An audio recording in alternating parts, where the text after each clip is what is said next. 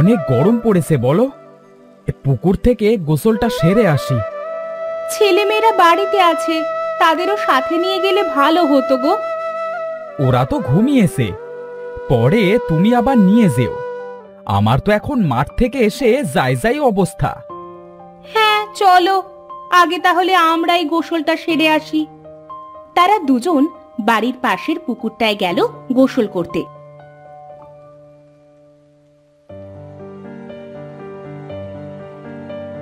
গোসল করতে করতে তাদের দুজনের পা পানির নিচে থেকে কিছুতে টানছিল। গিন্নি, পানির নিচে পা ধরে মনে হচ্ছে কিছুতে টানছে। হ্যাঁ গো, আমারও তো মনে হচ্ছে কিছুতে পাটা ধরে নিচে নিয়ে যাচ্ছে। গিন্নি, আমি কিন্তু তলিয়ে যাচ্ছি, আমাকে শক্ত করে ধরে রাখো। ও গো, তুমিও আমায় শক্ত করে ধরো, যেন পানির নিচেও তোমার সাথে থাকতে পারি। এভাবে কিছুক্ষণ পরে তাদের পানির নিচে রাজ্যে কিছুতে নিয়ে আটকে দিল।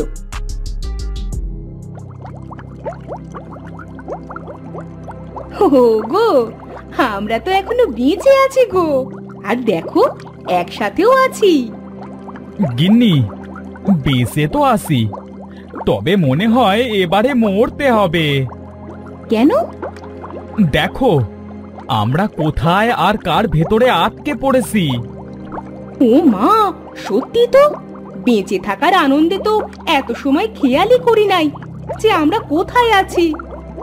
গিন্নি, এবারে আমরা এই প্রাসাদ থেকে কিভাবে বের হব? এমন সময় তাদের নিকট একটা টাকার জালা আসবে। এখান থেকে বের হবার কোনো উপায় নেই যদি আমি না বের করি, তাই বেশি বুদ্ধি খরচ করবার কোনো দরকার নেই। দয়া করে আমাদের ছেড়ে দাও, আমাদের মেরো না, আমরা তো তোমার কোনো ক্ষতি করি নাই বলো। না, আমি তোদের মারতে চাই না, আমি তো তোদের কিছু দিতে চাই। কি দিতে চাও আমাদের? আমি তোদের অনেক সোনার মুদ্রা দিতে চাই। এখন তোরা ভেবে নে যে তোরা কি করবি। ওগো, আমি তো জীবনেও শুনি নাই যে পানির নিচে এই টাকার জালা মানুষ ধরে এনে তাদের মুদ্রা দিতে চায়। গিন্নি, অভাবের সংসারে সোনার মুদ্রা দিতে চাইছে, নিয়ে নি, তাহলে আমাদের সংসারটা সারা জীবন ভালোভাবে চলে যাবে। তোদের যদি পরামর্শ করা হয়ে থাকে তাহলে বলে দে, আমার আবার এক জায়গায় বেশি দাঁড়াবার সময় নেই। আমরা রাজি, তোমার কথায় আমরা রাজি আছি। তাছাড়া তুমি তো আমাদের উপকারী করতে চাইছো, তাহলে রাজি হব না কেন? তোরা তো দেখছি বেশ বুদ্ধিমান। টাকার জালা জাদু করে এক ভাঁড় সোনার মুদ্রা দিবে ও বলবে, নে, তোদের অর্থ তোরা বুঝে নে। এবার তোরা এখন যেতে পারিস, এখন তোরা মুক্ত।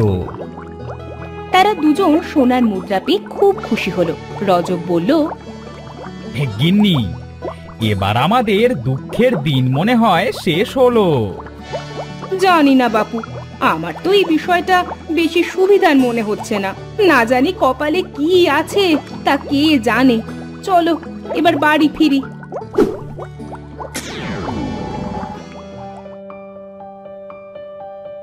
তারা দুজন সোনার মুদ্রা নিয়ে বাড়ি ফিরল। যদিও রহিমা এত সোনার মুদ্রা পাওয়ার পরেও মনে কোনো শান্তি পাচ্ছিল না, কিন্তু রজব এতে খুব খুশি হলো। গিন্নি, সোনার মুদ্রা লুকানোর জায়গা আমাদের ঘরে নেই, তাই এটা লুকিয়ে রাখতে হবে যেন আশেপাশের কেউ টের না পায়। তুমি যেটা ভালো মনে করো সেটাই করো। আজ সারাদিন তো আমাদের পানির নিচেই কাটলো, জানি না আমাদের বাচ্চা দুটো কোথায় আছে। এমন সময় তাদের ছেলে মেয়ে দুটো ঘরে এসে বলল, মা মা, তোমরা এসেছো? আমরা দু ভাই বোন তোমাদের কত খুঁজলাম, কিন্তু কোথাও তো পেলাম না। মা, তোমরা আমাদের রেখে কোথায় গিয়েছিলে জানো? আমি তোমাদের জন্য খুব কাঁদছিলাম। মা, আমরা একটা কাজে আটকে গেছিলাম, তাই তো দেরি হলো। এখন তো চলে এসেছি। মা, আমার না খুব খিদে পেয়েছে, সারাটা দিন কিচ্ছু খাইনি। রজব গেল পাশের ঘরে মুদ্রার ভাঁড়টা মাটির নিচে লুকিয়ে রাখতে।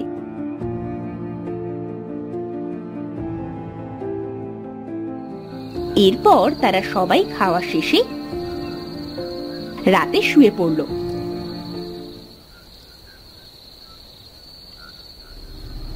মাঝরাতে তারা দুজন স্বপ্ন দেখল।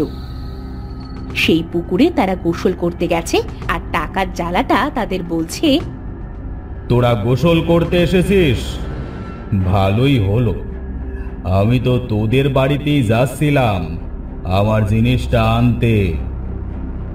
তোমার জিনিস মানে?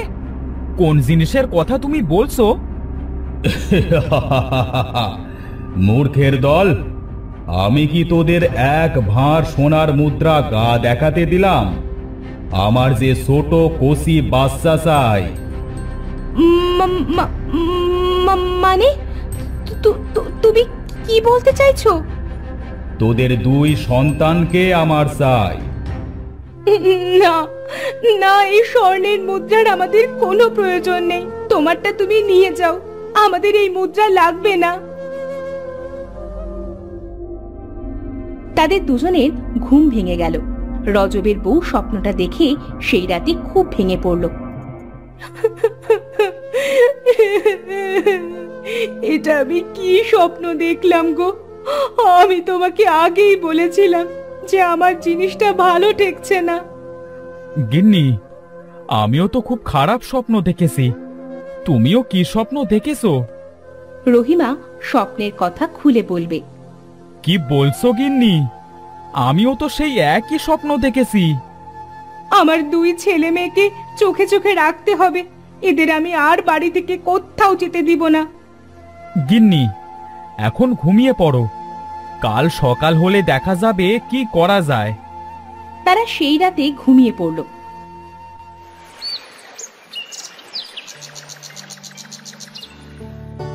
পরের দিন সকালে শ্যামা ও সাজু তাদের বাবা মার ঘুম ভাঙার আগেই ঘর থেকে বেরিয়ে পড়ল। বোন, চল আমরা পুকুর পাড়ের শিউলি গাছ থেকে ফুল পেড়ে আনি। হ্যাঁ ভাইয়া, চল, আজ আমরা ফুলের মালা বানিয়ে স্কুলে নিয়ে যাব। যেই ভাবা সেই কাজ। তারা দুই ভাই বোন ফুল খুঁড়তে খুঁড়তে পুকুরের দিকে তাকিয়ে দেখলো পুকুরে অনেক মাছ ভাসছে।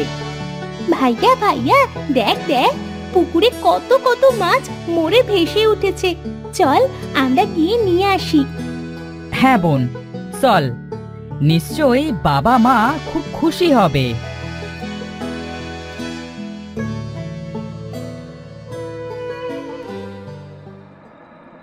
তারা দুজন যেই পানির ভিতরে নামলো, সাথে সাথে পানির নিচে থেকে তাদের পা টেনে নিচে নিয়ে গেল।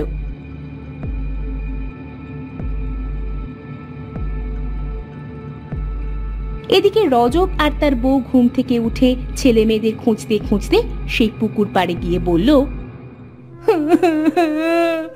এ আবার কি হলো? নিশ্চয় নিশ্চয়ই ওই রাক্ষস মুদ্রার জ্বালা আমার ছেলে মেয়েদের ওই জ্বালাটাই নিয়ে গেছে। তোমার লোভের জন্যই আজ এমনটা হলো। গিন্নি, আমাকে ক্ষমা করে দাও। আমি বুঝতে পারিনি যে ওই জ্বালাটা তার কথার ছলে আমাদের ফাঁসাবে। এভাবে একান ওকান হতে হতে পুরো গ্রামটা রজব আর তার সোনার মুদ্রার কথা জেনে গেল। গ্রামের মানুষ রজবদের বাড়ি এসে নানান রকম কথা বলতে লাগলো। তোমরা কেমন মানুষ গো দিদি, সোনার মুদ্রার জন্য নিজেদের সন্তানকে হারালে? আমরা বুঝতে পারি নাই গো বোন, আমরা ভেবেছিলাম আমাদের মনে হয় এমনিতেই সাহায্য করছে। এর ভেতরে গ্রামে একটা ছেলে ছিল খুব সাহসী। সে রজবকে বলল, কাকু, সাজু আমার বন্ধু ছিল, তোমাদের মতোই আমারও খুব খারাপ লাগছে। তুমি আমাকে সব খুলে বলো, আমি ওদের দু ভাই বোনকে ফিরিয়ে আনবার চেষ্টা করব। তোমার কথা মতো পানির নিচে কোনো জালার প্রাসাদ আছে। যদি তোমার এই কথা ঠিক হয় তাহলে আমি এক্ষুনি সেখানে যাব। বাবা, তুমি যদি পারো ওই পুকুর থেকে আমাদের সন্তানকে এনে দাও। তোমরা চিন্তা করো না, আমি সেখানে গিয়ে দেখছি কি করা যায়।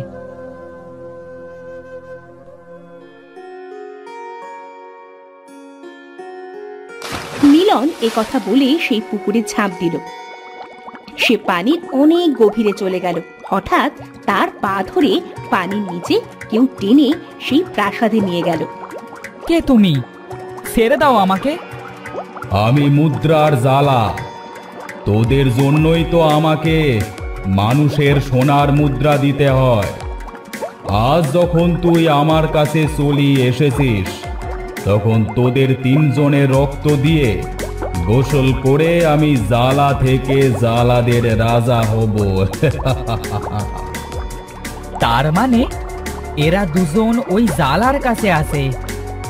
জালাটি এ কথা বলে সেখান থেকে চলে গেল। মিলন প্রাসাদের ভেতরে সারা জায়গায় তাদের দুই ভাই বোনকে খুঁজল। সে দেখল একটা ঘরে তাদের দুজনকে আটকে রেখেছে।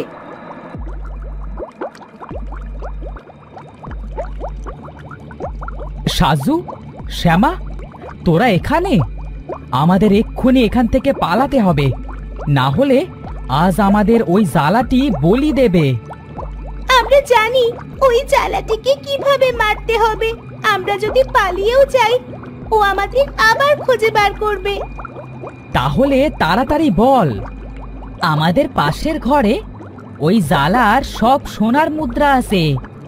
সেখানে যদি আমরা জ্বালিয়ে দিই তাহলে টাকার জালাটিও মরে যাবে। চল, জালাটি চলে আসবার আগেই তাড়াতাড়ি চল।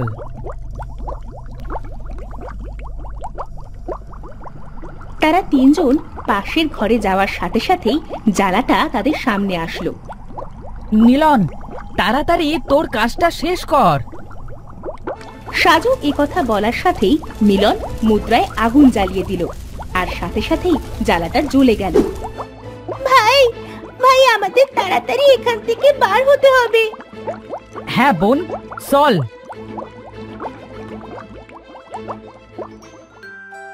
তারা তিনজন পানির নিচ থেকে বেরিয়ে এলো। তাদের দেখে তো রহিমা আর রজব খুব খুশি হলো।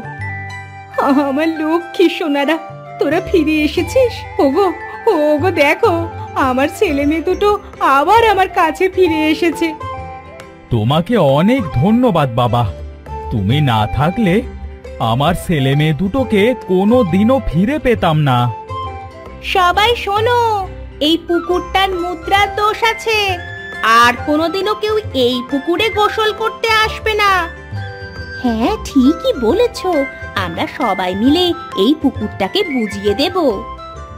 এখন সবাই যে যার মতো বাড়ি ফিরে যাও। চলো গিন্নি, আমরাও বাড়ি ফিরে যাই।